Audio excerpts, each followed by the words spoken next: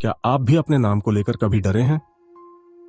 एक खौफनाक नाम, एक अजनबी सवाल और एक ऐसी गलती जो मौत की गारंटी बन जाती है। कॉलेज के उस खंडहर में छुपा था एक रहस्य, जिसे जानना किसी की भी आखिरी गलती साबित हो सकती थी। निशांत ने बस एक तस्वीर खींची थी, लेकिन उसे अंदाजा नहीं था कि वह तस्वीर उसकी जिंदगी की आखिरी यादगार बन जाएगी। और जब जैश ने अपना नाम बताया, उसके बाद जो हुआ वो आपको झकझोर कर रख देगा। क्या आप जानते हैं कि मीरा 1965 सिर्फ एक कहानी नहीं, बल्कि एक चेतावनी है? इस वीडियो को अंत तक देखें, क्योंकि यह सिर्फ एक डरावनी कहानी नहीं, बल्कि एक मौत का बुलावा भी हो सकता है। तो क्या आप तैयार हैं इस रहस्य से पर्दा उठाने के लिए? अगर हां, तो वीडियो को पूरा देखें, क्योंकि हो सकता है अगला नाम आपका हो। कॉलेज के पास उस पुराने खंडहर के बारे में जितने मुंह उतनी बातें होती थीं। बेहद अजीब एक सन्नाटा जो कानों में गूंजता था। अगर करीब से भी उसके पास से निकल जाओ तो ऐसा लगता था जैसे जिंदगी का नामो निशान ही ना हो। आसपास खुशी नाम की चीज का तो अता पता ही नहीं। सिर्फ और सिर्फ मौत जैसा माहौल, किसी करीबी की मातम जैसा सन्नाटा। यहां से दूर हो जाए, जल्द से जल्द। यही सोचता था हर कोई जो भी उसके करीब से निकलता था। अंदर जाना बिल्कुल मना था। कॉलेज का कहना था कि जो भी वहां घूमता हुआ दिखाई दिया उसे सस्पेंड कर दिया जाएगा। इसलिए डर के मारे कोई वहां नहीं जाता था। लेकिन निशांत को रोक पाना मुश्किल था। फोटोग्राफी का शौकीन निशांत कहीं से भी जाकर अपनी पसंद की तस्वीरें ले ही लेता था। कैमरा उठाया और निकल पड़ा उस खंडहर की ओर।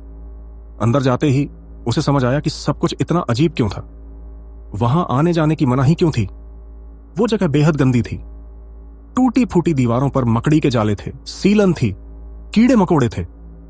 लेकिन अजीब बात यह थी कि इन सब के बीच भी वही अजीब सा सन्नाटा था। न झिंगुर की आवाज, न किसी और चीज की। छत पर बैठे कौवे भी चुप थे, बस झटके से सिर मोड़कर इधर उधर देख रहे थे, मानो निशांत के हर कदम का हिसाब रख रहे हों। मौत जैसे इस माहौल में भी निशांत को रोमांच महसूस हो रहा था। उसने कैमरा निकाला और बहुत सारी तस्वीरें खींची। फिर वह अंदर के एक दूसरे कमरे में गया। वहां पूरी दीवार पर कई धब्बे बने थे। पास जाकर उसने नाखून से खरोंच कर देखा तो पाया कि ये धब्बे जमाने पहले के खून से बने थे। और दिलचस्प बात यह थी कि वो खून अभी भी हल्का हल्का नम था। ध्यान से देखने पर उसे कुछ अजीब से अक्षर भी दिखाई दिए, जो शायद अंग्रेजी के ही कुछ बिगड़े हुए रूप थे। निशांत ने जल्दी जल्दी तस्वीरें ली और सीधा हॉस्टल में अपने कमरे में पहुंच गया। सारी तस्वीरों को लैपटॉप में ट्रांसफर किया और जब दीवार की तस्वीरें खोली तो निशांत उनमें खोसा गया। बारीकी से देखने लगा। उसे दीवार पर 1 साल लिखा नजर आया, 1965। फिर उसने और गहराई से देखा तो पाया कि वहां एक छोटी सी आकृति बनी थी, जिसमें एक औरत एक बच्चे को मार रही थी। यह सब क्या हो सकता है? यही सोचकर उसने तुरंत इंटरनेट पर 1965 और अपने कॉलेज के पास के खंडहर के बारे में सर्च किया। अनेकों पुराने स्टूडेंट्स के आर्टिकल सामने आए। किसी ने भूतिया कहानी लिखी थी तो किसी ने कुछ और, लेकिन एक न्यूज़पेपर का आर्टिकल सबसे सटीक लग रहा था। उसमें लिखा था कि 1965 में मीरा नाम की एक औरत ने इसी मकान में पागल होकर अपनी 2 बच्चियों के टुकड़े टुकड़े कर दिए थे और उन्हें दफना दिया था। 1 हफ्ते में वह खुद भी मर गई थी। निशांत को लगा कि कोई कहानी पढ़ रहा हो, लेकिन फिर जब उसने उस दीवार की तस्वीरों को गौर से देखा तो पाया कि वहां लिखा था वायु, अग्नि, जल, पृथ्वी और नभ, यानी कि पंचतत्व। निशांत उस दीवार के रहस्यों में इतना खो गया था कि उसे पीछे किसी हलचल की आवाज तक नहीं आई। दरवाजे की आवाज आई। वह एक झटके से तस्वीरें मिनिमाइज करके उठा और पीछे मुड़ा, लेकिन दरवाजा अपने आप बंद हो गया। जो भी था वह आसपास ही था। निशांत घबराकर दरवाजे की ओर दौड़ा और खोलते ही बाहर झांका। उसे यकीन था कि कोई ना कोई बाहर दिखेगा, लेकिन पूरा कॉरिडोर खाली था। वहां कोई नहीं था। निशांत घबराया हुआ कमरे में वापस आया, दरवाजा लॉक किया और जैसे ही पलटा उसकी नजर सीधे अपनी कुर्सी पर पड़ी। कुर्सी दरवाजे की ओर मुड़ी हुई थी, लेकिन यह कैसे संभव था? जब वह उठा था तो कुर्सी अपनी जगह पर थी। अब डरने का वक्त आ चुका था।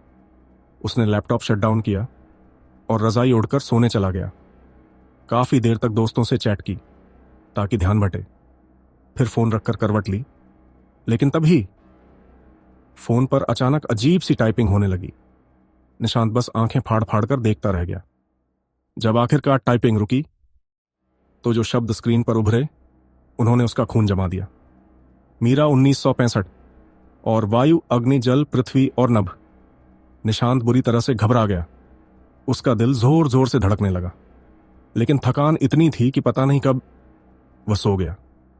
गहरी नींद में था, लेकिन फिर भी उसे एहसास हो रहा था कि कमरे में कोई और भी है। एक भीनी सी नमी भरी खुशबू चारों ओर थी। फिर कमरे में कदमों की आहट, हल्की, धीरे धीरे पास आती हुई।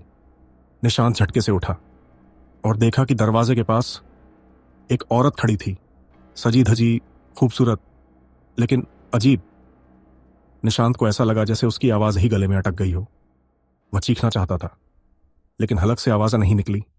वो औरत धीरे धीरे आगे आई, मुस्कुराई और पूछा, तुम्हारा नाम क्या है? निशांत का डर एक पल में गायब हो गया, जैसे वह सम्मोहित हो गया हो।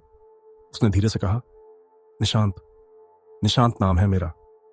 बस इतना कहना था और उस औरत ने उसकी गर्दन पकड़ ली, गला दबाने लगी। निशांत छटपटाने लगा, उसकी सांसें अटकने लगीं और तभी उसकी आंख खुल गई। पर क्या वह सपना था या हकीकत? क्योंकि कमरे में सारा सामान इधर उधर फैला पड़ा था। क्या मीरा वापस आ चुकी थी?